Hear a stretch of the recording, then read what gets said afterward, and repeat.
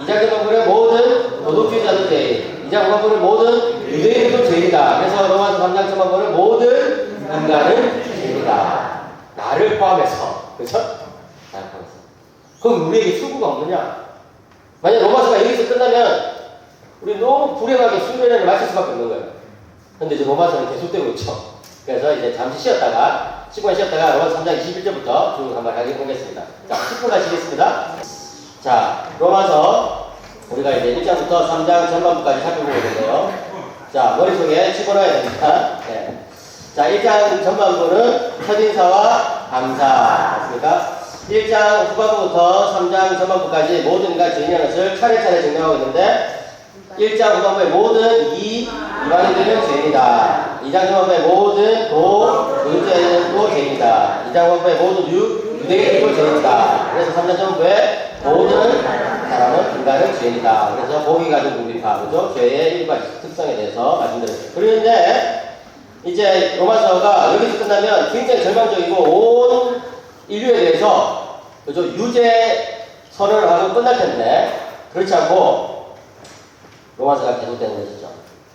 로마서 3장 21절 보시면 이제는 이렇게 되어 있는데 사실 그 헬라 원문을 보면은 그러나 이제는으로 되어 있어요. 그러나 이제는 자, 이제 이렇게 앞으로는 슬라이드를 그냥 끝까지 쭉 띄워버렸어요. 예, 그렇죠. 네, 끝까지. 3장 21절 그러나 이제는 한번 따라볼까요? 그러나 이제는 그래서 그러나 이제는이란 말은 세 가지 의미가 있는데 글이 이게 쭉 진행될 때 굉장히 어둡게 시작하잖아요. 로마서는 처음에는 굉장히 어둡게 시작한다고요. 글의 흐름상, 논리상 굉장히 내가 어두운 이야기를 했는데 그러나 이제는 밝은 이야기를 하겠습니다. 이때까지는 심판에 대해서 이야기했는데 이제는 구원에 대해서 이야기하겠습니다. 그 다음에 이제 지금 이 시간에 그러나 이제는 개인적인 어떤 체험 속에서 내 인생이 이때까지 주님 없이 그렇게 막 살아올 때는 너무나 힘들고 어려웠는데 그러나 이제는 달라졌다는 거예요. 그러나 이제는 십자가가 있으니까 내 인생에 소망이 생기게 됐다는 것이죠. 이번 수련회에 그런 은혜가 있기를 축복합니다. 그리고 실제로 이제 이 역사적인 흐름 속에서 구원 역사적인 흐름 속에서 구약 시대에는 사람들이 막 짐승제사 바치고 막 이래가지고 이제 했지만 어쨌든 여전히 이제 실패하고 또 마음속에 어떤 그 죄책감이나 그런 어떤 것들이 여전히 남아있고 그렇게 했었는데 그러나 이제는 메시아가 오셨다는 것이죠. 그러나 이제는 구원 역사의 새로운 시대가 왔다는 거예요. 그렇게 해가지고 이 그러나 이제는 이 말이 세 가지 의미가 있어요. 영어로 but now, 그 다음에 헬라어로 meaning day 이렇게 하는데 그러나 이제는 한번 따라해봅시다. 그러나 이제는 하나님은요 역전의 명수세요. 그래서 정말 내 인생에 막 굉장히 힘들게 막 이렇게 골짜기를 내려가는 것 같아도 하나님께서 은혜를 주시면 골짜기가 변화의 보물이가 되어버려요. 예. 은혜의 세계 속에서는요 이 골짜기는 뒤집어 놓은 정점에 불과한 거예요. 그러니까 여러분들 가운데 내 인생 왜 이렇게 힘들까 어려울까 문제가 많을까 이렇게 생각되시는 분일수록 하나님의 이 그러나 이제는 은혜를 더 간구하시길 축복합니다. 그러면 정말 때가 됐을 때 하나님께서 해결해 주시는 거예요. 네. 그러나 이제는 그렇죠? 자 그러면 그러나 이제는 무엇이 나타나느냐 하나님의 의가 나타나는데 이 하나님의 한 의는 뭐냐 다시 로마서 3장 21절 그러나 이제는 이렇게 해가지고 한번 읽읍시다. 시작. 그러나 이제는 율법 외에 하나님의 한 의가 나타났으니 율법과 선지자들에게 증거를 받을 것이라. 이게 굉장히 독특한 거예요. 아니 율법 외에 나타났다는 거예요. 하나님의 의가. 그럼 또 그게 또 율법의 증거를 받았다는 거예요. 이게 도대체 사도 바울이 같은 단어 속에서 그죠? 이게 여러 가지 의미를 부여하고 있는 것 같다는 것을 우리는 알게 되는 것이죠. 한 문장 속에서 율법 외에 나타났는데 율법의 증거를 받은 것이다. 이건 모순이 아니냐는 것인데 그게 아니에요. 사도 바울이 율법이라는 단어를 로마서에서 굉장히 많이 쓰고 있습니다. 근데 율법이라는 그 단어는 몇 가지 용례가 있는데 첫째는 모세법이에요. 모세법. 그죠? 613가지의 그 율법 규정들. 이게 율법일 수 있어요. 그죠? 그래서 앞에 율법 외에 나타났다는 것은 하나님의 이 의가 613가지의 이 그 율법을 지킴으로써 주어지는 건 아니라요. 그렇기 때문에 율법 외에 나타났다는 거죠. 아시겠죠? 근데 율법과 선지자의 증거를 받은 것이라 할 때 이 율법과 선지자는 뭐냐면은 구약 성경을 지칭하는 표현이에요. 그래서 유대인들은 구약 성경을 우리는 구약 성경 이렇게 부르는데 네 단어죠. 네 글자로 구약 성경, 그죠? 창세기부터 말라기까지를 구약 성경에 불러요. 그런데 유대인들은 그것을 율법과 선지자라고 불러요. 네, 전반부는 율법이고 후반부는 이제 역사와 선지자 이렇게 같이 있으니까 율법과 선지자, 때로는 율법과 선지자와 시편 이런 식으로 부르기도 하고 아시겠죠? 그래서 율법 외에 나타난 것이라 할 때는 율법 조항을 뜻합니다. 근데 율법과 선지자에게 증거를 받은 것을 했을 때는 그 율법은 모세오경을 비롯한 구약 성경을 통칭하는 표현인 것이죠. 이해되시죠? 그러니까 사도 바울이 이렇게 말합니다. 그러나 이제는 하나님의 한 의가 나타났는데 그것은 유대인들 여러분들이 생각하듯이 율법을 지킴으로써 주어지는 의가 아니라 새로운 의입니다. 그런데 사실은 그 의가 구약 성경의 증거를 받고 있는 거예요. 이런 식으로 이야기합니다. 무슨 아시겠죠? 그러니까 여러분이 성경의 그 단어의 그 용례를 잘 이제 살필 수 있어야지 성경 구절들이 이해가 되는 거예요.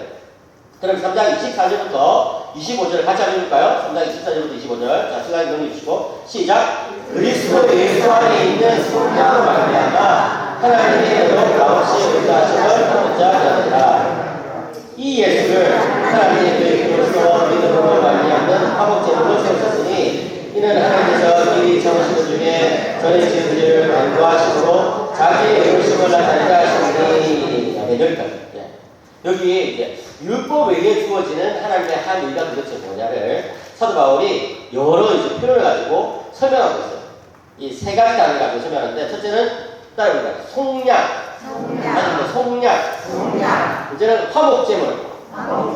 다시 화목제물. 그 다음에 그리스도의 피. 예. 이 세 가지 단어를 가지고 설명. 다시 한 번 더. 속량. 화목제물. 그리스도의 피. 네, 이렇게 세 가지 단어를 가지고 설명하고 있어요. 자, 제가 하나씩 설명하겠습니다. 여기서 말하는 이 세 가지 단어는 예수님의 이 십자가 사역이 가지고 있는 의미를 설명해 주는 것이고 그것이 율법 외에 주어지는 하나님의 의라는 것을 설명하고 있습니다. 아시겠죠? 네. 첫째는 속량이에요. 속량은 뭐냐면 한마디로 말하면은 값을 주고 노예를 사는 것을 속량이라고 합니다. 여러분 로마 사람들이 제일 잘했던 게 뭐냐면 바로 사람 툭 찍어 죽이는 거예요. 여러분 얼마 전에 보니까 서울에서 막 칼부림 있고 막 이랬잖아요. 제가 너무 끔찍하고 이랬는데 참 마음이 아파요. 그랬는데 로마 사람들이 늘 하는 것이 전쟁에서 사람을 칼로 찔러 죽이는 것을 했다는 거예요. 그리고 두 번째로 잘하는 것이 뭐였냐면은 살아있는 사람을 다 끌어와가지고 노예로 삼는 거예요. 이 두 가지, 사람 죽이고 노예 삼는 거, 이 두 가지를 로마 사람들이 제일 잘하고 그러니까 그게 큰 대제국을 이루게 된 것이죠. 로마는요, 이 폭력과 무력으로 이루어진 그런 제국이었거든요. 그러다 보니까 로마 사회는요, 언제든지 노예 시장이 여기저기 열리고 있습니다. 한번 상상해 보십시오. 한 번은 이제 로마 시내에서 어떤 노예 시장이 열리고 있는데, 일 가족이 잡혀왔단 말이에요. 예? 우리 박 목사님 같아요. 일 가족이 그냥 잡혀와가지고, 5명이 잡혀와버렸어요.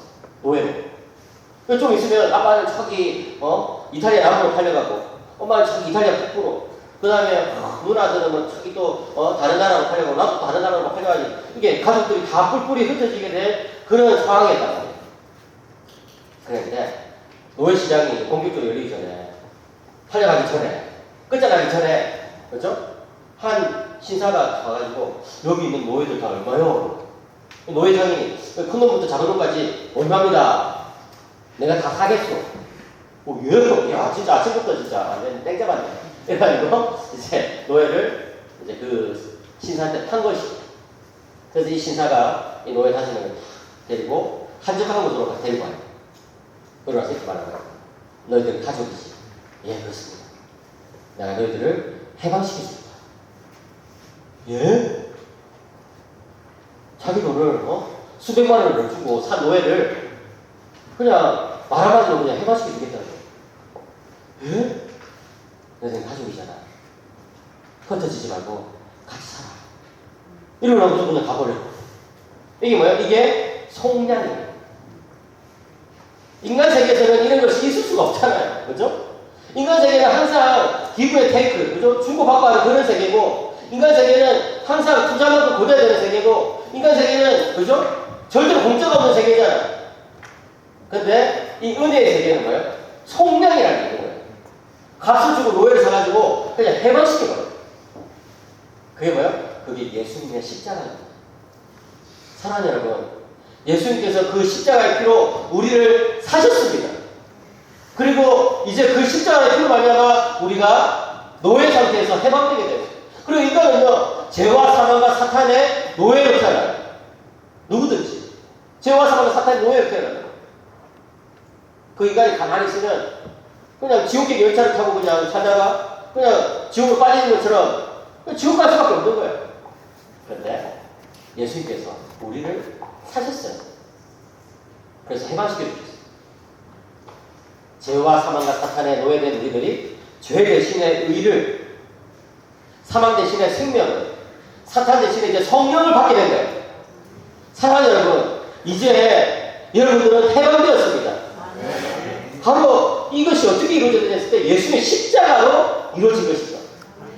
예수님의 십자가가 아니었다면 우리는 여전히 죄와 사망과 사탄 속에서 노예살이를 하고 있는 거예요. 독일의 어떤 선교자가 말한 것처럼 인간이 죄를 지어서 죄인이 된 것이 아니라 인간은 죄인으로 태어나기 때문에 죄를 지은 것입니다. 인간이 살인을 해서 살인자가 되는 것이 아니라 인간은 살인자로 태어나기 때문에 살인을 하는 거예요. 인간이 도둑질을 해서 도둑이 되는 것이 아니라 도둑으로 태어나기 때문에 그 본성이 탐욕을 가득하게 태어나기 때문에 도둑질을 하는 거야. 그러잖아요.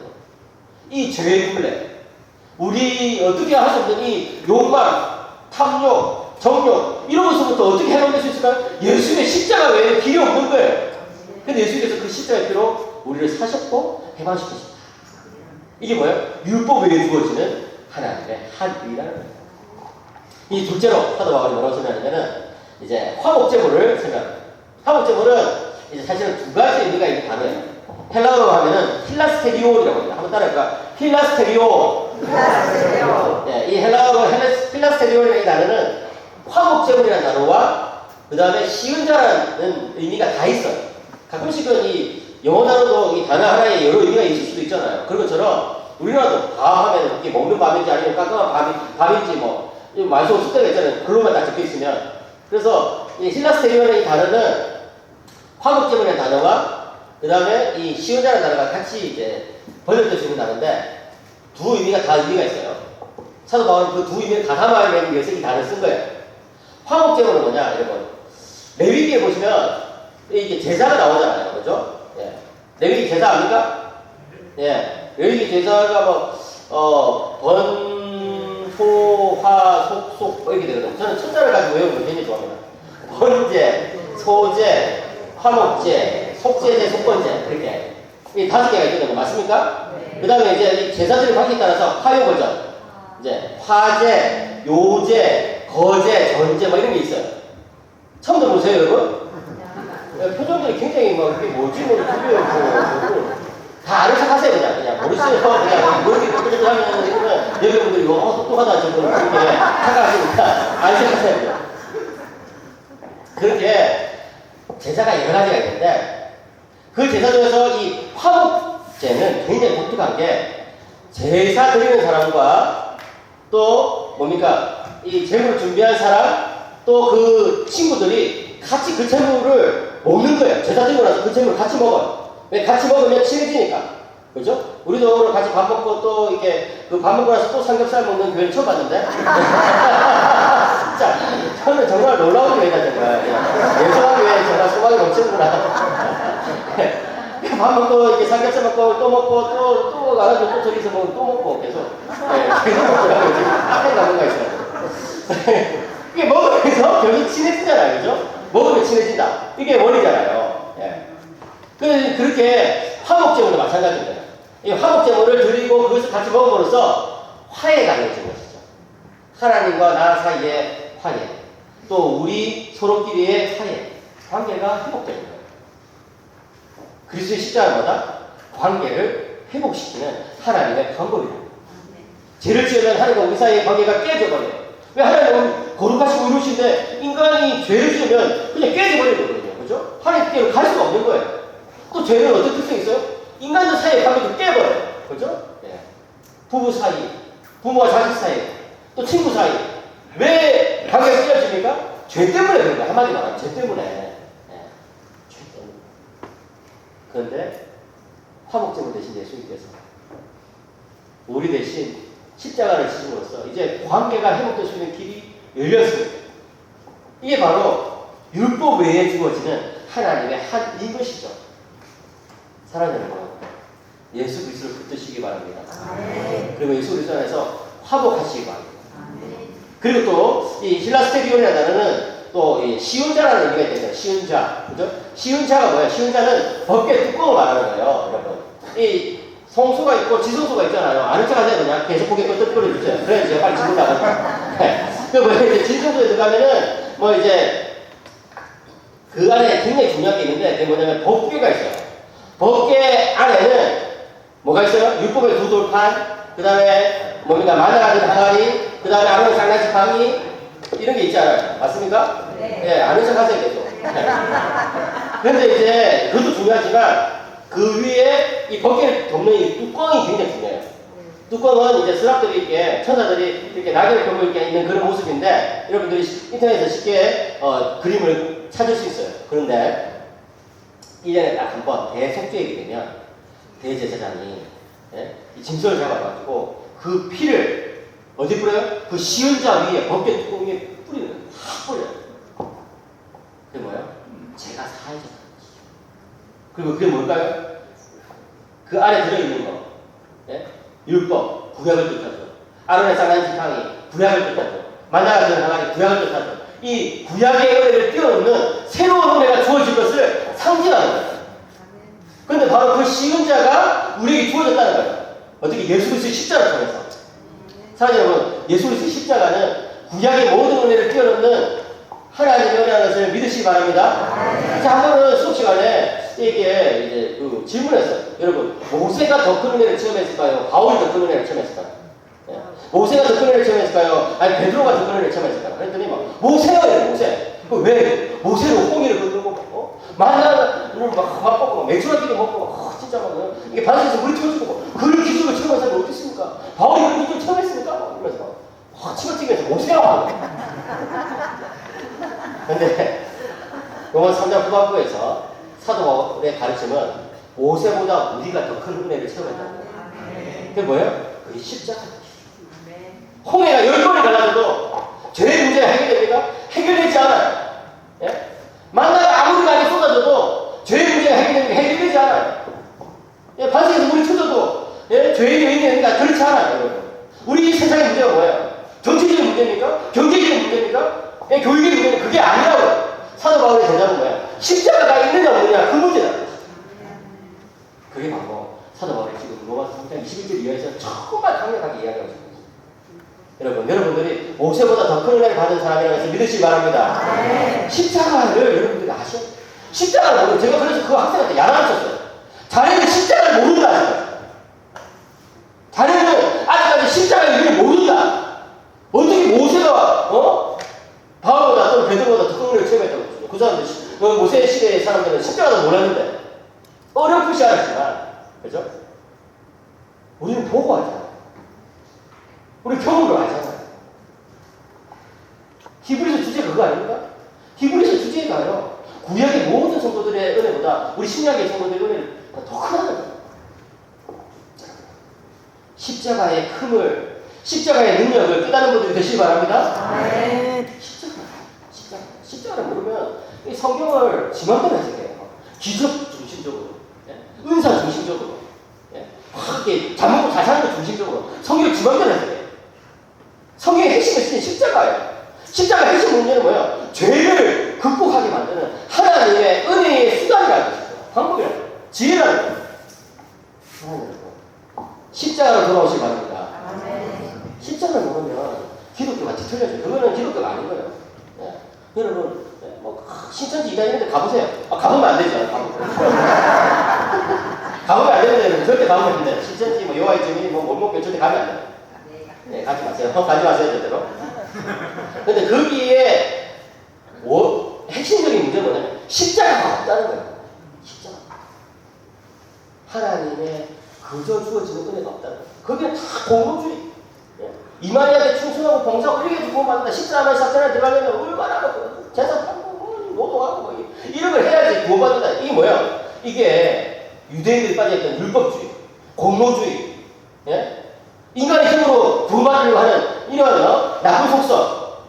십자가는 뭐야? 인간의 한국성입니다. 나는 빈손 들고 주님 옆에 나가겠다. 사랑하는 이 밤에 빈손 들고 나가는 분들이 되시기 바랍니다. 내가 그동안 헌금함으로 구원받는 게 아니에요. 내가 그동안 봉사함으로 구원받는 게 아니에요. 내가 그동안 뭐 이렇게 주님 위해서 뭐 전도하고 심지어하고 기도하고 이런 걸로 구원받는 게 아니에요. 뭐로 구원받는? 십자가로 구원받는 거예요. 십자가로. 그래서 사도 바울이 마지막으로 그리스도의 피를 이야기하는 거죠. 그리스도의 피. 우리는 그리스도의 피 받다. 이 밤에 여러분들이 기도할 때요. 그리스도의 피를 다시금 저에게 부어주시고 그리스도의 피를 다시금 저의 심령에 부어주시옵소서. 교회 여러분 직분자들은요. 그리스도의 피를 순환시키는 사람들이에요. 어떻게 순환시킬까요? 은혜의 원리를 보여주는 것이죠. 기도하고 그죠? 봉사하고 따뜻한 말 한마디 손을 잡아주는 이런 것을 통해가지고 그리스도의 피를 우리는 계속 순환시켜요. 우리 교회가 여러분 그리스도의 피가 돌지 않으면 그들도 죽는 거예요. 그렇잖아요. 이 코로나 때 백신 주사 이렇게 잘못 맞아가지고 혈전이 이렇게 딱 바뀌어가지고 그죠? 뭐 이렇게 뇌나 또 어디에 몸의 중요한 부분에 이렇게 딱 바뀌어가지고 피가 안 되면 어떻게 죽는 거예요. 교회도 마찬가지예요. 그리스도 피가 순환되지 않으면 죽는 거라고. 사랑하는 여러분, 여러분들이 은혜의 사람이 되셨어요. 말 한마디에도 행동 하나에도 은혜롭게 사람을 대하고 정말 십자가의 사람으로 자녀를 키우고 그래. 제가 아까 말했잖아요. 우리 아들이 막 초등학교 4학년 말안 듣고 진짜 갑자기 욕이 나오려고 그러는데 네. 중학교 2학년이 되기 전에 한 가지 사건이 있었어요. 제가 교회 가가지고 새벽에 가가지고 좀 우리 아들 좀 바꿔주세요. 우리 아들이 진짜 나쁜 진짜 좀 바꿔주세요. 이러는데 하나님 제 마음속에 그렇게 말씀하신 거예요. 네가 더 문제다. 예? 아니 저놈이 문제죠. 왜 제가 문제예요? 네가 더 문제다. 예? 제가요? 왜요? 교만하니까.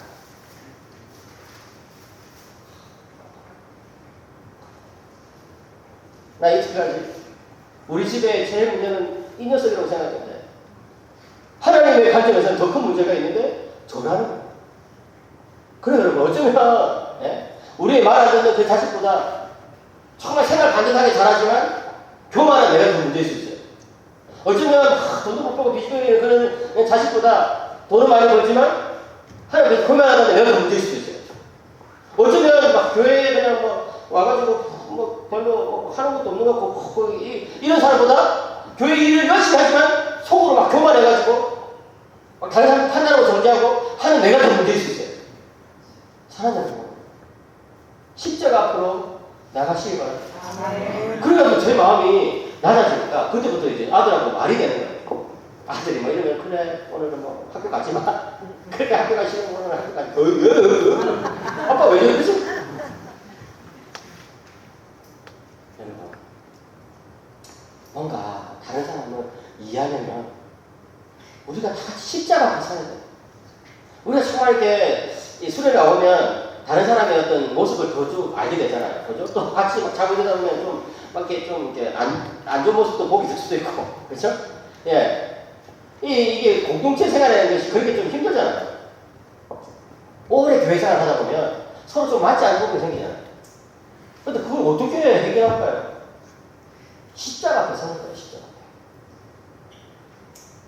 모든 성도들이 십자가를 뺐을 때 우리는 서로를 위한 어떤 여지들이 생기게 되고 우리는 서로를 용납할 수 있는 그런 어떤 자리들이 만들어지게 되고 그러면서 하나가 되는 것이죠. 우리의 속량이 되시고 우리의 화목제물이 되시고 시험자가 되시는 그리스도의 피를 붙드는 분들이 되시길 축복합니다. 이게 바로 이 로마 3장 후반부에 굉장히 중요한 메시지인 것이죠. 그랬을 때 이제 질문이 나와요. 그런 의는 율법에 주어지는 그런 의는 일단 율법을 좀 맛본 그런 유대인들만 주어지는 것이냐 했을 때 그게 아니라는 것을 이제 사도 바울이 로마서 4장에서부터 이야기를 하고 있습니다. 아시겠죠? 자, 기자 보세요. 지금 뭐 굉장히 축구 많이 하셔가지고 제가 너무 신이라는데 자 일단 5장까지 좀 가야 됩니다. 네. 자 저는 사실은 이제 여러분들 다 갑자기 마이크가 이제 데모를 일으키네. 저는 다 만약에 여러분들이 다 청년이시고 막 이렇게 그러시면은 진짜 오늘 밤 12시까지 할 자신은 있어요. 네. 근데 다들 이제 이렇게 그 나이 있으신 분도 있고, 예. 나이 있으시지만 겉보기엔 젊어 보이지만 나이가 있으신 분들 계시고, 네. 그래가지고 어쨌든 일단 내일 있으니까 한번 딱 이제 정해놓고 하는데, 자 로마서 1장 전반부는 뭐예요? 첫인사와 감사. 1장 후반부는 모든 이방인들은 죄인. 2장 전반부는 모든 도덕주의자들은 죄인. 이제는 여러분 바로 나와요. 제가 막 도도도 할 때까지 기다리지 마세요. 안 할 거예요. 그런 거 안 할 거예요. 자, 다시. 로마서 1장 다시. 1장 후반부는 모든 누가 죄인? 이방인들은 죄인. 2장 전반부는 모든 도덕주의자 죄인. 2장 후반부는 모든 유대인 죄인. 그래서 3장 전반부 모든 인간은 사람의 죄인이다. 그래서 모든 인간 죄인이다. 근데 로마서 3장 21절 두 단어, 굉장히 중요한 두 단어는 뭐예요? 그러나 이제는 살 길이 좋아졌다는 거예요. 누굴 통해서? 예수 그리스도를 통해서, 그죠? 하나님의 한 의가 나타났다는 것인데, 그것은, 예, 몇 가지 이제 비유로 설명하고 있죠. 첫째는 뭐예요? 속량, 그죠? 그 다음에 두 번째는, 예, 화목제물. 세 번째는 시은자, 그죠? 화목제물과 시은자는 똑같은 단어라고 그러죠. 힐라스테리온에 똑같은 단어 안에 그게 다 들어있는. 그 다음에 마지막 그리스도의 피. 예. 그래서 예수 피의 능력을 주시옵소서. 그리스도의 피에 내 마음을 적셔 주시옵소서. 여러분 정말 기도하셔요. 예? 마음이 깜빡해지면 그때부터는요 다른 사람을 찌르게 돼. 예? 박시린역에서 정말 칼로 다른 사람을 찌르는 큰 사람만 죄인이 아니라 정말 나쁜 사람이죠. 죄인이죠. 그래서 우리도 살아가면서 얼마나 많은 사람들을 찌르고 삽니까? 그죠? 찌르고 살잖아요. 말 한마디로, 행동으로, 눈빛으로. 예수 피로 내 마음을 적셔주시옵소서. 기도하죠. 그리고 나서 이제 4장으로 가겠습니다. 4장. 4장에 딱 가면은 이제 유대인들이 반응을 딱 보이는 거예요. 유대인들이. 자, 슬라이드 15번인데, 15번. 자, 4장에 보시면은, 아니, 그런 의가 어디 있냐. 예? 그죠? 그런 의가 어디 있냐.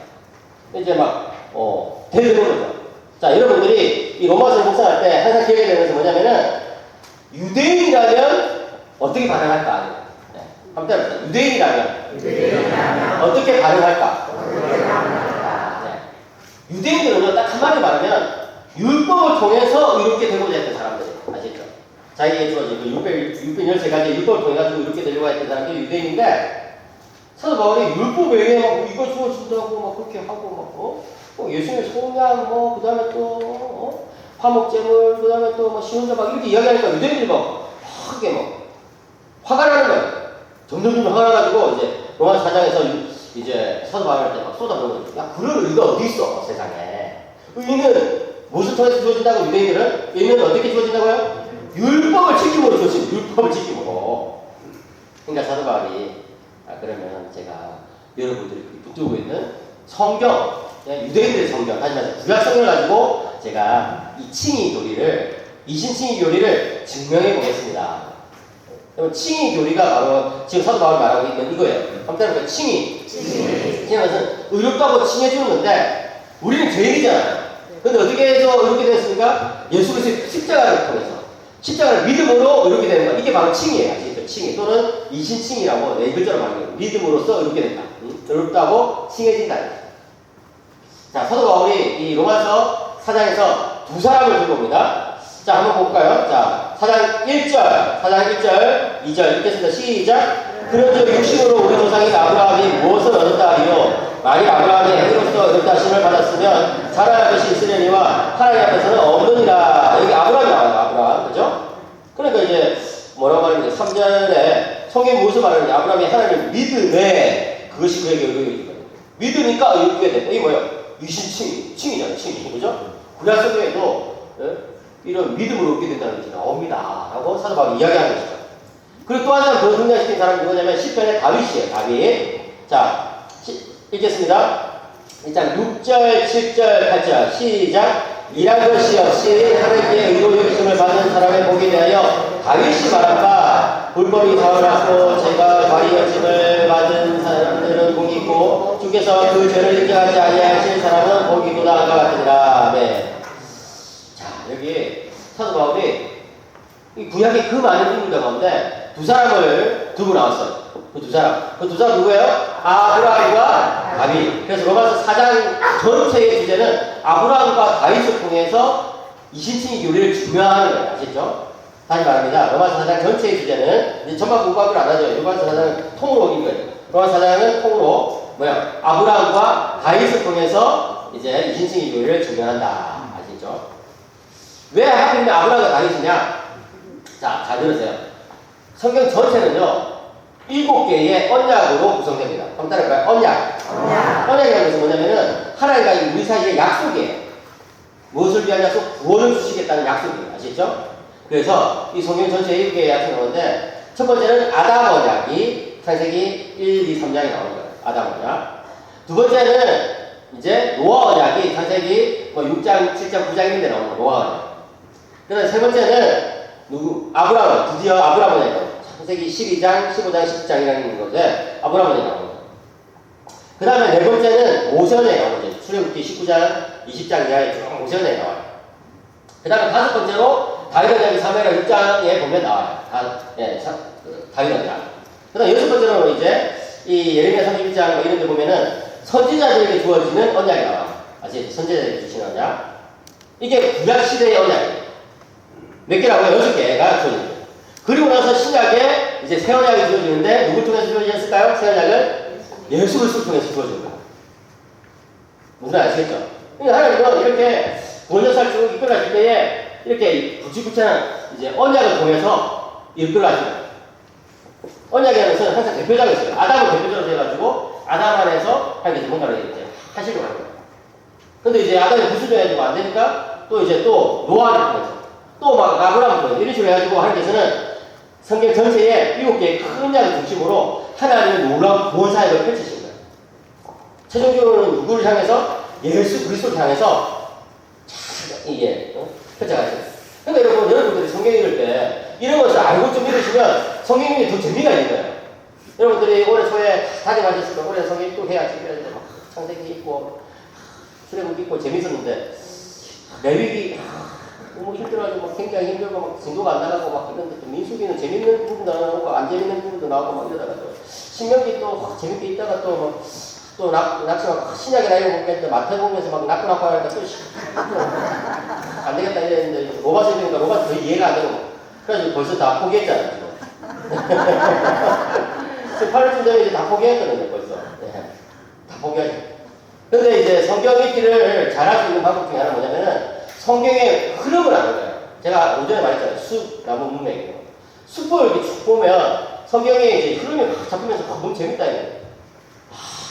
창세기 전반 보는 아담 언약과 노아 언약이에요. 우리 아담 언약과 노아 언약하고 굉장히 비슷하네. 이러면서 하나님이 지금 인류를 대상으로 하기 이런 일을 하시는구나. 예. 그 다음에 12장에 갑자기 아브라함이랑 한 사람 부르시네.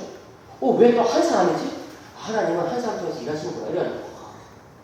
그리고 그 언약이 이제 모세 언약에서 하나님께서 아브라함에게 이제 민족에 대한 약속을 주셨으니까 모세 언약 때문에 이제 민족을 막 출생하고 또 민족을 잘 다스려야 되니까 막 율법을 주시고 그게 또 이제 막 다윗 언약 가가지고 그죠? 그게 막 꽃을 피웠는데 다윗 끝나자마자 바로 그냥 역사가 그냥 하강처럼 이런 거죠. 그죠? 막 내리막길을 지나고 이렇게 해가지고 막 포로 생활하고 막 이렇게 하는데 그리고 하나님께서는 선지자들에게 여전히 언약을 주시고 계신 거예요. 하나님은요. 포기하지 않으시고 그래서 최종적으로 예수님 안에서 그 모든 언약이 다 이루어지는구나 하는 것을 이제 우리는 알게 되는 것이죠. 네, 한번 따라해봅시다. 아담 언약, 노아 언약, 아브라함 언약, 모세 언약, 다윗 언약, 선지자 언약, 새 언약. 새 언약은 누구를 통해서 주셨다고요? 예수 그리스도. 그러니까 예수님은 진짜 주인공이야. 성경의 주인공이에요. 모든 언약이 예수님 안에서 다 이루어지거든요. 아담에게 주신 약속도 궁극적으로 예수님 안에서 노아의 주님부터 궁극적으로 해서 아브라함, 모세, 다윗, 세언자까지, 선지자까지 다 세언자가 있어요. 그 구약성의 6개의 언약 중에, 일단 선지자의 언약 빼놓고 6개의 언약 중에 제일 중요한 두 언약이 아브라함 언약과 다윗 언약인 것을 우리는 알게 되는 거예요. 그런데 그래서 여러분 성경에서 예수님에 대해서 소개할 때 마태복음에 뭐라고 말해요? 누구와 누구의 자손? 아브라함과 다윗의 자손 예수 그리스도의 계보라 족보라 이야기하잖아요. 맞잖아요. 그죠? 그러니까 이스라엘 사람들이 너무나 존경했던 사람들이 모세도 존경했지만 또 엘리야도 존경했지만 너무 존경했던 사람이 아브라함이었고 다윗이었어요. 그런데 그 이스라엘 백성들이 유대인들이 그렇게 존경했던 두 사람과 가지고 사도 바울이 칭의를 증명하는 거예요. 아시겠죠? 자 보시자. 여러분 계속 보시자. 첫째로 아브라함의 경우 슬라이드 10번입니다. 아브라함의 경우 자 로마서 4장 3절 하시겠습니다. 로마서 4장 3절 시작. 성경이 무엇을 말하느냐 아브라함이 하나님을 믿으면 그것이 그에게 의로움이 되기까지 하느니라. 아멘. 이것은 창세기 15장 6절의 인용이에요. 창세기 15장 6절 보시면 아브라함이 여호와를 믿으니 여호와께서 이를 그의 의로 여기시고. 그러니까 성경을 좀 잘 아는 어떤 유대인이 질문하는 아니 아브라함이 이렇게 창세기 15장에서 그렇게 의롭다고 받은 것은 사실은 아브라함 그들에게 순종했기 때문이야. 바울 너의 아브라함 해석은 잘못된 거야. 너 창세기 다시 읽어야 돼. 유대인들은 계속 공격한다고 했잖아. 유대인들은. 응? 유대인들은 이 머릿속에 율법밖에 안 들어있으니까 공로주의, 행위주의 막 이런 것만 들어있으니까 그죠? 유대인들은 아브라함을 해석할 때도 그런 생각으로 해석하는 거예요. 아니 아브라함이 선을 행했으니까 하나님께서 창세기 15장에서 아브라함이 하나님을 믿으니 이를 그의 의로 이렇게 말해주신 것이지 아무것도 안 했으면 그렇게 말해주실 리가 없어 이러면서 아브라함의 신앙은 그런 식으로 해석하니까 사도 바울이 답을 줘요. 그게 아닙니다. 자 다음 슬라이드 보시면 아브라함이 창세기 15장까지 행위가 없었냐 했을 때 있긴 있었죠. 아브라함이 하나님 말씀에 순종하긴 했었죠. 그죠? 너희 친척아비 집을 떠나라 했을 때 떠났죠. 맞아요. 그런데 그 순종을 통해 가지고 구원을 받을 수 있었냐 하면 그게 아니에요. 왜? 아브라함은 불순종을 더 많이 했거든요. 여러분 아브라함이 했던 불순종 중에 뭐가 있을까요? 예? 자기 안에 팔아먹으려고 했던 거. 그 기억납니까? 해외만 가가지고 막 이렇게 자기 안에 루이로 지금 그 보물을 보면서 진짜 경악을 금방 못했어. 진짜 어떻게 아내한테 이럴 수가 있는? 진짜 저는 아내가 완전 막 위에 거지니까 아내를 루이라고 속여가지고 뭐 다른 남자한테 팔아먹으려고 진짜 이런 아브라함이 진짜 말이 되네. 말이 안 되는 행동을 했잖아요. 그리고 그 외에도 아브라함은요, 하나님의 뜻을 잘 몰라가지고 계속 헛다리를 짚었어요. 처음에는 롯이 자기 후계자인 줄 알았더니 롯이 떠나버리니까 심하고 나중에 또 이제 이스마엘이 자기 후계자인 줄 알았더니 그것도 아니고 나중에 또 뭐 엘리에셀인 줄 알았다가 자기 종 중에 하나니까 다면서 엘리에셀이니까 뭐 이랬다가 또 그것도 아니고 이런 식으로 계속 헛다리 짚은 거예요. 그러니까 아브라함의 긴 생애를 봤을 때 사실은 의롭다함을 받을 만한 것이 없다는 거예요. 사실은 무슨 아시겠죠? 순종과 불순종을 제가 봤을 때 불순종이 훨씬 더 많았으면 많았지 절대로 순종으로 승부할 수 있는 사람이 아니었다는 거예요. 또 하나 이 좁은 맥락에서 창세기 15장에 어떤 맥락이 나오냐면은 내가 너에게 아들을 주겠다는 약속인데 지금 아브라함이 99세라고 99세 때 이 아들을 가졌다는 것은 불가능하다는 거죠. 그런데 아브라함이 하나님을 믿으니까 이것을 그의 의로 여기시고 아들을 주신 거예요. 맞습니까? 여기서 우리는 무엇을 알 수 있습니까? 아브라함의 전 세계를 보더라도 아브라함은 믿음으로 의롭다함을 받은 것입니다. 또 창세기 15장이라는 이 딱 좁은 맥락에서도 아브라함은 믿음으로 아들을 받은 것이니까 아브라함은 믿음으로 의롭다함을 받은 것이라고 우리는 알 수 있는 것이지 행위로 의롭다함을 받은 사람은 아니라는 거예요. 맞죠? 이해되시죠? 근데 유대인들은 아직도 납득이 안 돼. 아니야. 너 아브라함을 잘못해서 이렇게 막 있으니까 그래. 그러면 내가 다윗의 예를 들어주지. 더 극단적인 예를 들어주지. 여러분들 그렇게 존경에 맞지 않는 이 다윗이라고 생각하십시오. 다윗이 바세바와 옹침을 했어요. 이 십계명 위반 아닙니까? 그럼 다윗이 돌을 맞아 죽어야 되잖아. 근데 게다가 또 다윗이 바세바의 남편인 우리아를 또 우시를 죽였어. 진짜 저는 진짜 같은 옷으로서 정말 힘들어요. 우리 리아 형님은 도대체 왜?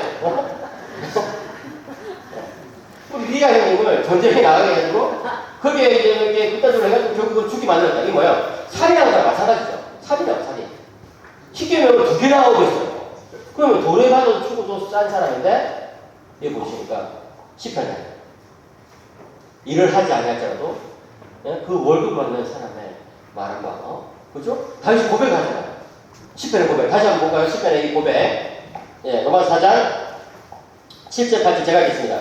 불법이 사함을 받고 죄가 가려짐을 받는 사람들은 복이 있고 주께서 그 죄를 인정하지 아니하실 사람은 복이 있도다. 네. 하나님의 의는 죄인에게 주어진 것이다. 어떤 죄인? 회개하는 죄인. 하나님의 의는 막 유대인처럼 율법을 가지고 막 하나님의 승부를 보려고 하는 그런 어떤 겉보기에 뭔가 좀 의인처럼 보이는 그런 사람이 아니라 죄인이지만 회개할 때 하나님께서 그 일을 주신다는 것이 다윗의 예를 분명히 드러나는 거죠. 그죠? 그래서 이제 바울은 아브라함과 다윗의 일을 들어가지고 이신칭교를 다 증명해버려요. 맞습니까? 그러니까 하나님은요. 죄인이 하나님을 믿을 때 어렵다 하시는 거예요. 그러니까 여러분들이 정말 믿음의 소중함을 알아야 돼요. 도대체 믿는다는 것이 뭐길 때 믿음은 의롭다고 해주시느냐? 믿으면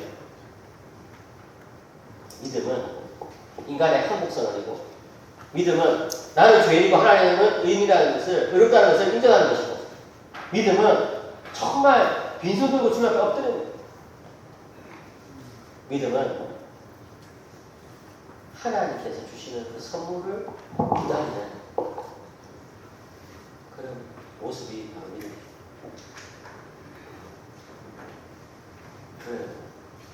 그럴 때 하나님과 어렵다 해주시죠. 그렇게 하고 나서 이제 로마서 5장 전반부에 가면 이제 끝부분까지 왔습니다. 제가 오늘 목표가 로마서 5장 전반부였거든요. 자, 이제 보세요. 자, 로마서 5장 전반부에 가면 1, 2, 3절에 굉장히 놀라운 말씀이 있습니다. 자, 로마서 5장은 자, 보겠습니다. 슬라이드 21. 자, 로마서 5장 1, 2, 3, 4절. 같이 읽겠습니다. 시작. 그러므로 우리가 믿음으로 의롭다 하심을 받았으니 우리 주 예수 그리스도로 말미암아 하나님과 화평을 누리자. 또한 그로 말미암아 우리가 믿음으로 서 있는 이 은혜에 들어감을 얻었으며 하나님의 영광을 바라고 즐거워하느니라. 다만 이뿐 아니라 우리가 환난에도 즐거워하나니 이는 환난은 인내를, 인내는 연단을, 소망을 이룰 줄 알미로다. 로마서 5장 전반부는요. 이렇게 하나님을 믿고 예수 그리스도를 믿고 이렇게 된 사람들이 받는 복에 대해서 사도 바울이 정리를 해주고 있어요. 첫째로 1절에 하나님과 화평을 누린다. 한번 따라합니다. 하나님과의 화평. 네.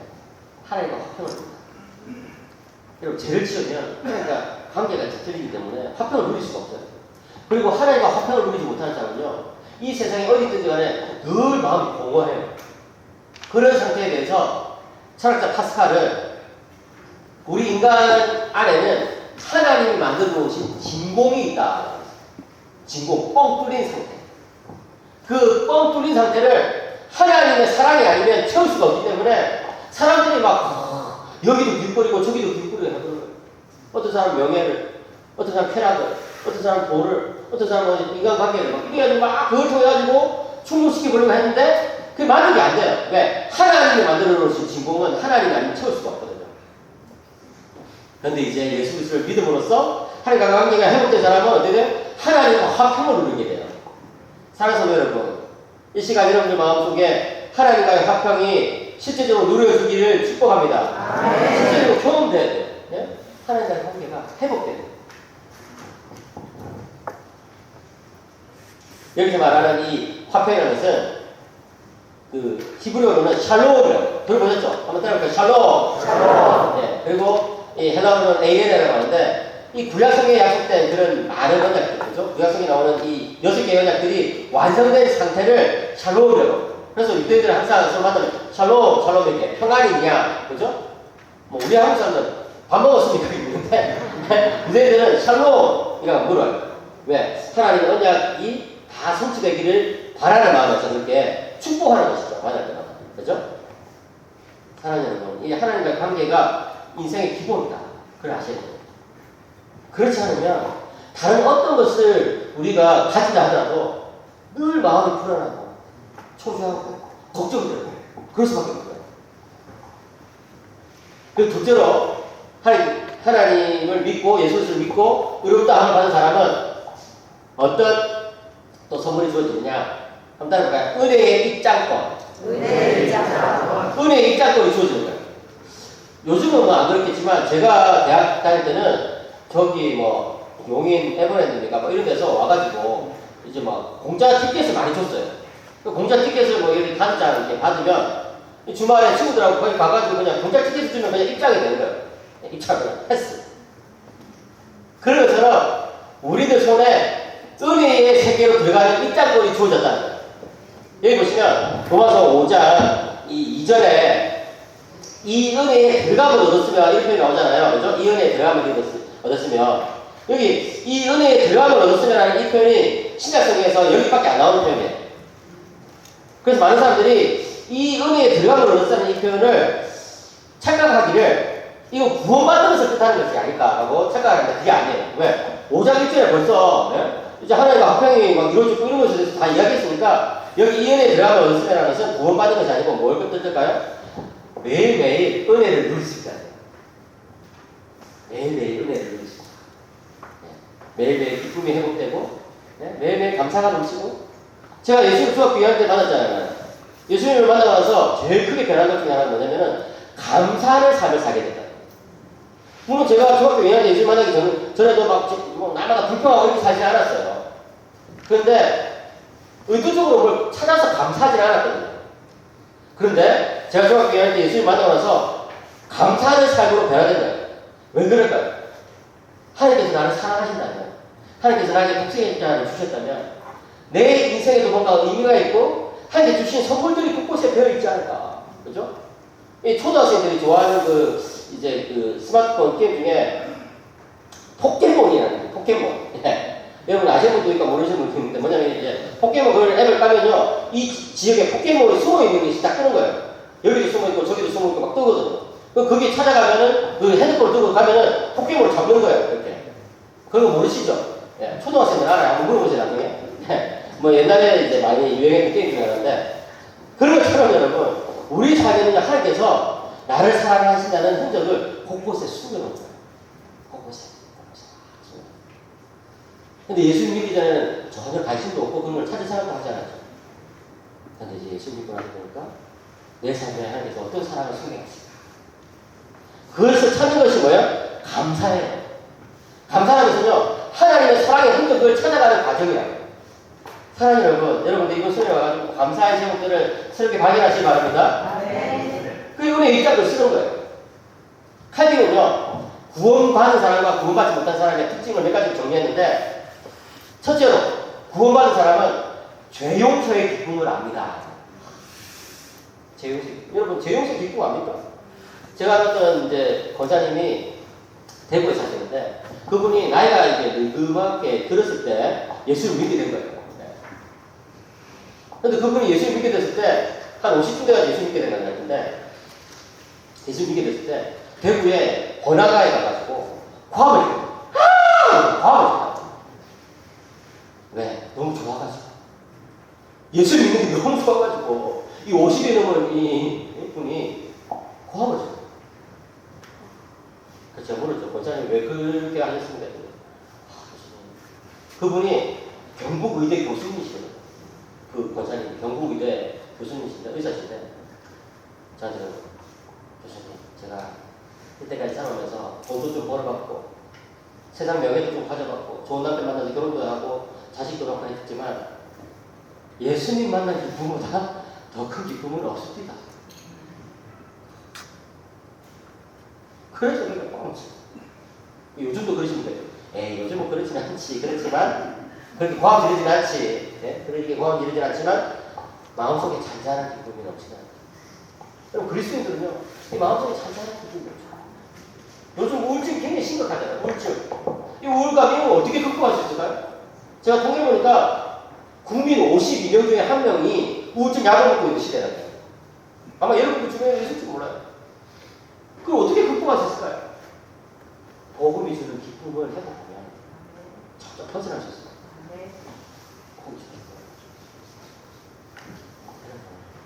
복음은요, 기쁨으로 우리를 찾아와요.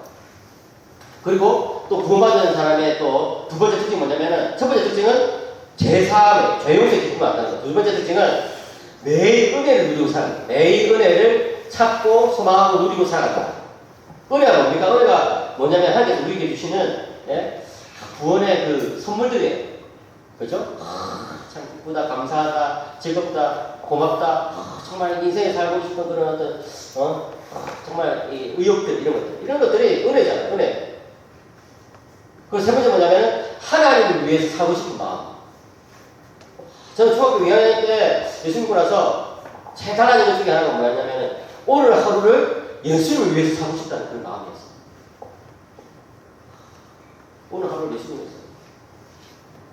고등학생이 됐을 때 집에 막 여전히 아버지 막 술, 담배 빠지고 그러니까 집에서 공부를 할 수가 없잖아요. 그래서 이제 밤 11시 40분까지 학교에서 공부를 하고 마지막에 이제 택시 타고 집에 들어오거든요. 할증 끊기 전에. 할증 내기 전에 이제 마지막 택시 타고 이제 집에 들어오는데 12시 전에 들어와야 되니까. 10시쯤 되면 이제 수희 아저씨도 주무시고 가고 이제 온 학교에 저밖에 없어요. 캄캄한 학교에 저밖에 없어요. 그럼 밤 10시부터 12시까지 공부하는데 진짜 무섭죠. 때로는 찬양을 부르기도 하고. 근데 하루에 일과를 끝내고 밤 11시 40분에 운동장을 가로질러서 이제 집으로 가는데 바람이 불면서 제 뺨을 스쳐가는데 감격이 밀려와요. 왜 그랬을까요? 오늘 하루도 나는 예수를 위해서 산다.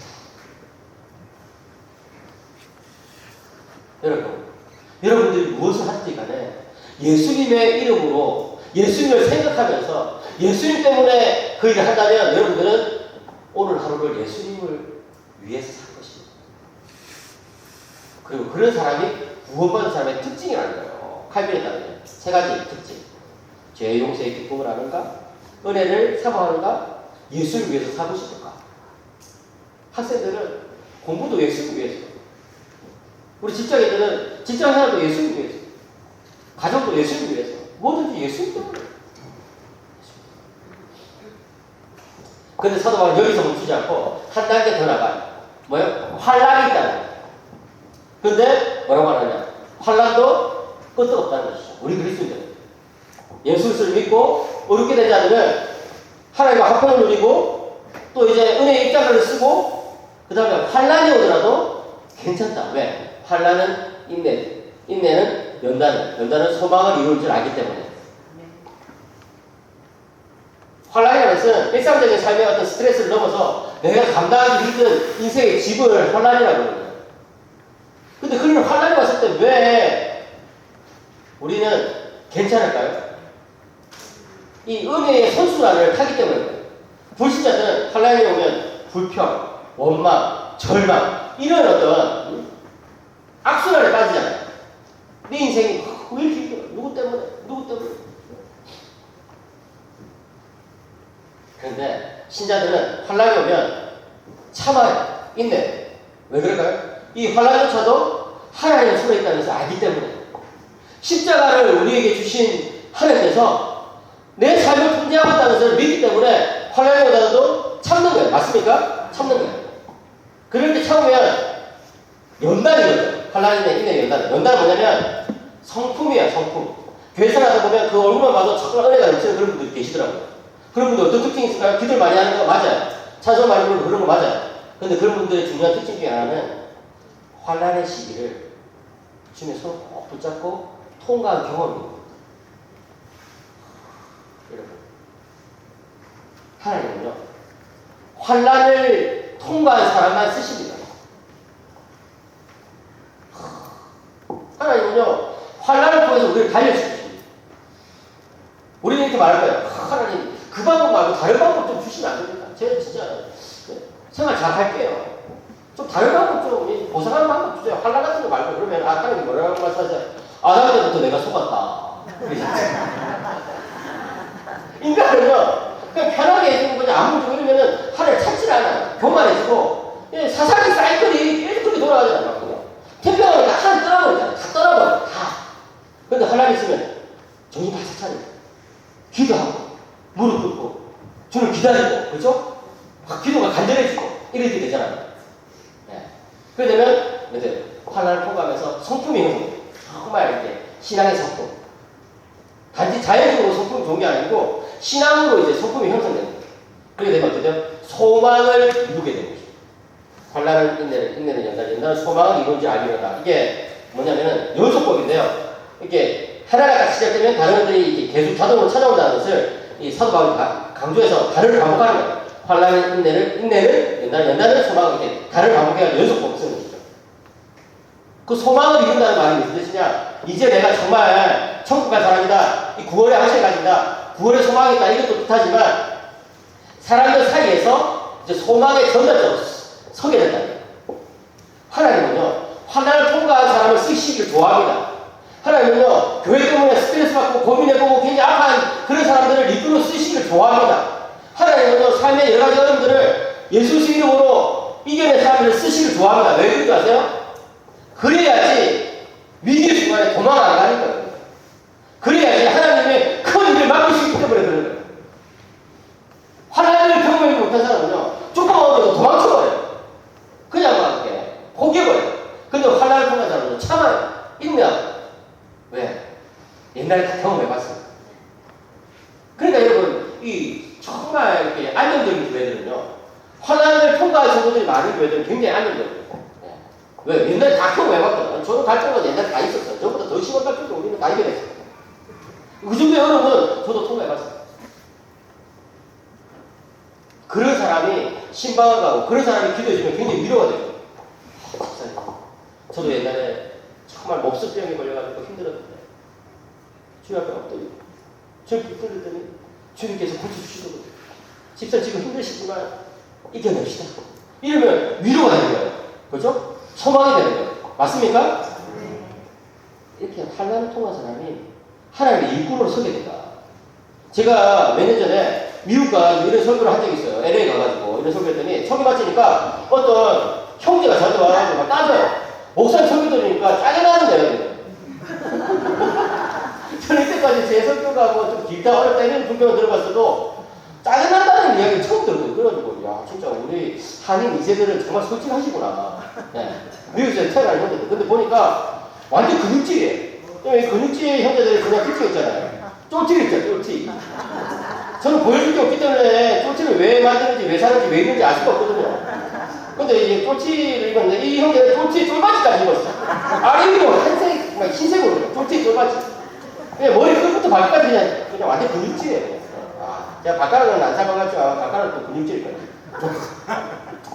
그런 근육질 형제는 저한테 와서 막 짜증난 거니까 제가 다음부터는 조심하겠습니다.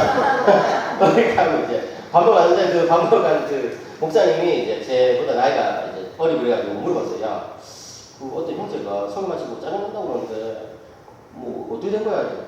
누구예요? 뭐 아니 쫄티에 쫄바지 입은 그 형제인데 제이슨. 목사님 제이슨이 참 성격이 좀 까칠하고 좀 그런 친구니까 그냥 넘어가세요. 그냥 원래 그런 형제예요. 그냥. 왜? 그 형제 좀 옛날에 좀 힘든 일이 많았어가지고 뭐가 힘들었는데 물었더니 그 형제 엄마가 몸을 파는 여성입니다.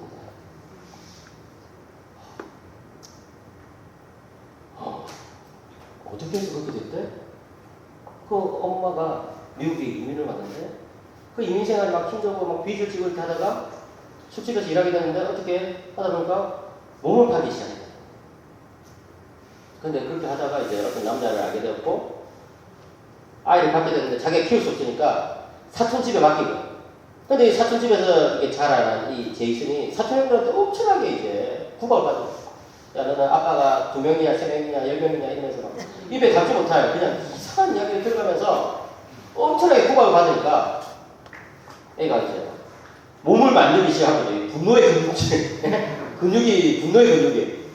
그래가지고 이제 언젠가는 내가 이 형들을 두드려 패야 되겠다.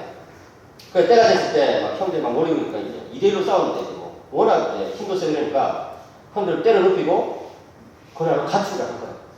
그래가지고 이제 미국에 밑바닥을 막 돌아다니면서 막 마약하고 술, 담배는 기본이고 막 정말 나쁜 짓도 많이 하고 막 이렇게 하다가 어떤 럭비 코치를 만나요.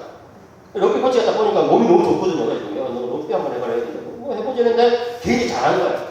그래서 저를 만났을 그때는 이미 이 대학에서 이제 럭비 굉장히 잘하고 소문나가지고 잘 나가고 있던 그런 때였는데 한국에서 보는 어떤 이상한 목사님이 와가지고 막 칼날을 연다는 소망하고 있고 막 칼날을 통과하면 뭐 일꾼이 됩니다 막 이렇게 이야기하니까 자기는 화가 났다는 거야.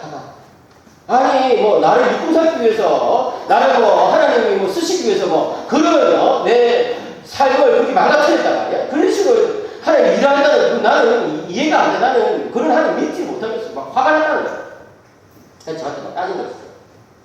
그래서 제가 그 이야기를 들어서 너무 많이 아팠어요. 그래서 이제 집회를 다 마치고 나서 한국에 온 이후에도 그 형제를 계속 기도했던 거죠. 한 1년쯤 지났을 때 이제 그 미국에 있는 그 후배 목사한테 전화를 있어가지고 막 이제 이런저런 통화를 하다가 제이슨에 대해서 제이슨 요즘 어떻게 지내냐 했더니 목사님 제이슨 요즘 너무 잘 지냅니다. 왜? 교회에서 조장도 하고 있고요. 또 그 뭡니까 럭비 거기서 더 잘 돼가지고 자기가 이제 선수들을 뽑을 수 있는 리크루트 할 수 있는 그런 권한까지 생겼어요. 제이슨 요즘 너무 잘 나갑니다. 너무 잘했다. 게다가 저는 얼마나 열심히 하는지 몰라요. 제이슨이 진짜 한 달에 몇 명씩 데리고 옵니다. 너무 잘됐네. 그런데 한 가지 고민이 있는데 데리고 오는 놈들마다 다 자기하고 비슷한 놈들만 데리고 와요. 옛날에 자기하고 비슷한 마약하고 막 사기치고 가끔씩 그래서 경찰차도 와 있고 교회당 앞에 교회를 잡으려고 제가 그 이야기 듣고 로마서 5장의 이 은혜의 원리가 여전히 살아있구나 해서 느낄 수 있었어요. 그래요. 우리 삶에는 혼란이 있어요. 어려움이 있어요. 우리 삶 속에 고난이 없는 사람이 누가 있겠습니까? 그런데 그 고난을 예수님의 이름으로 참고 정말 신앙적인 성품이 형성되어가지고 주님의 손을 놓지 않으면 주님께서 우리를 쓰시고 우리 교회를 통하여 일하실 줄을 믿습니다. 바로 그것이 로마서 5장 전반부에서 사도 바울이 말하고 싶은 메시지입니다. 이런 은혜의 원리 속에 사는 분들이 되시기를 축복합니다. 이제 저희 적용 여기까지 마치고 이제 기도하고 이제 마무리할 텐데요. 이 다음에 기도하는 순서 따로 있습니까? 없죠? 예, 그럼 바로 순서를 진행해야 되니까 제가 이제 기도 좀 여기까지 될 테니까 이제 기도하고 바로 다음 순서로 넘어가겠습니다. 자, 첫째로 다시금 예수그리스도의 십자가를 붙들게 하여 주시옵소서. 제가 로마서 1장부터 5장 전반부까지 오늘 여러분들과 나눴지만 핵심은 예수의 십자가예요. 다시금 예수의 십자가를 붙들게 하여 주시옵소서. 나의 거만도, 나의 죄악도, 나의 연약함도 십자가 밑에 내려놓게 하시고 주님의 십자가, 주님의 그 피 묻은 십자가가 붙드는 자가 되게 하여 주시옵소서. 이렇게 기도드리고요. 둘째로 우리 삶에 이 십자가의 원리가 우리 삶을 인도하게 하여 주시옵소서. 그래서 하나님하고 화평하고 은혜 입장권을 쓰고 또 환난도 이겨내고 또 우리 옆 사람들에게 우리 이웃들에게 은혜를 전달해주는 그런 소망을 전달해주는 주님의 이끌이 되게 하여 주시옵소서.